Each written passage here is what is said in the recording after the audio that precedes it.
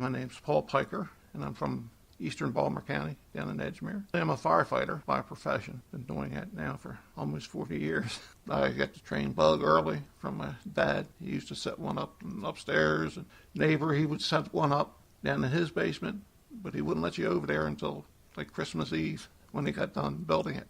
Originally, they came over from Germany, and from my understanding, that way back when like Baltimore was still the city and you didn't have, the surrounding areas because you didn't have cars and whatnot, that a lot of people would put these little Christmas train gardens in their windows in the front, and then people would just walk up the street and look in the ones that did have them. And when I got in the county fire department, I helped Station 6, which is in Dundalk, put up their annual train garden. And that was the mid-'70s. Then near the later '70s, they stopped doing it.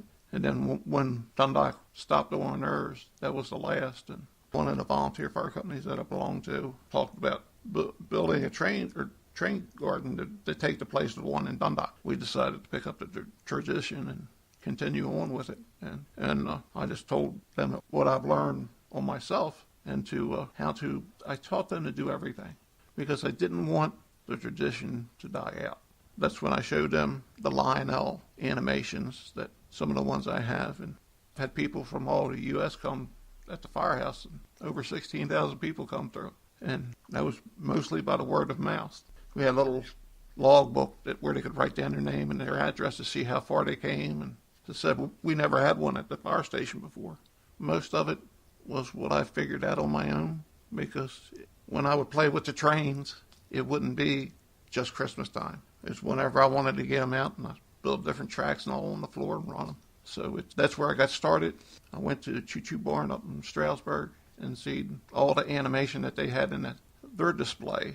And I got a hold of some small motors and started building my own. So with the animations that I built, I said, you plug them in, they go. You unplug them, they stop. I wanted something that was reliable and all. The big problem was getting the pieces to attach to the motor and how to attach them to the motor. Because mostly what I use is small motors, and the pieces that I used to attach to them were usually larger. So at times you would get not a perfect round oval, with it moving. And then I got to the point where I've had my motors made for me, just for me. Started my own company building animated displays to fit into model train layouts. Always fascinated with Christmas. Always put up decorations, and it's just my favorite time of the year. I would say designing and building it is probably what I enjoy doing the best. All my ideas come from is what people do in real life. I see them doing it in real life, and I try to put it in miniature. One year I had a trash man, and he was dumping a trash can in the back of a garbage truck. I just was trying to put in miniature what people do in real life. Every year I would think of how to change it, do something different, because I've probably made a couple different thousand animated scenes over the course of the years. One day, probably in less than a year, I'll be retiring from the fire department, and then I'm going to add on to my house, and I will have my big train layout because everything that I've accumulated over the past probably 40 years is I still have. In some way, shape, or form, I want to get it to where I can have a nice display.